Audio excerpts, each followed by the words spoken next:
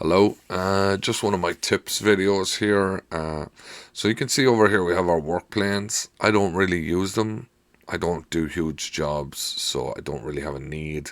I also don't like when a beam is stuck to a level, and I know you can separate it, but just not a fan of it myself. I probably haven't given it enough time, but you know, if you want to use it, that's fine.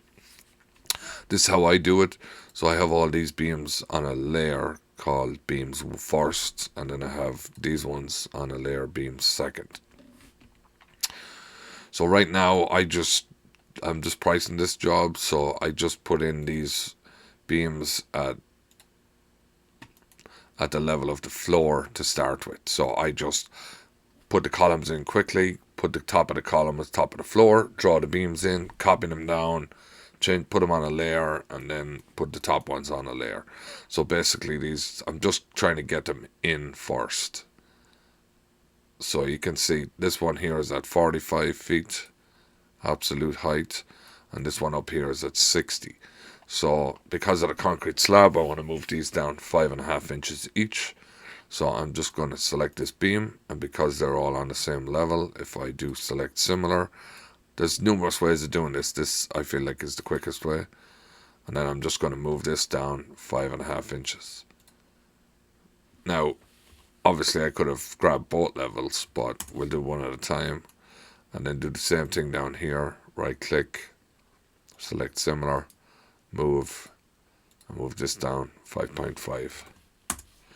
And now they're in on the right level. So that's just how I do it, and you can do the same. All the columns are going to be on the same layer. Oh, sorry, I don't want the properties of that. I want to do select similar. Now on this job, I have three different size of columns. You can see purple ones. This is the original layer color, and then this one. Now all I do is come in here and do properties, and then I just change the color in here. So it's still on the same layer, but it just has different color. Now you could do the same thing with this.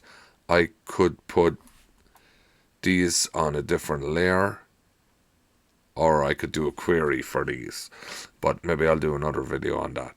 So basically your layers are what defines what you select similar. So it has to be similar type and on the same layer. So alright, I hope that helps. Alright, bye.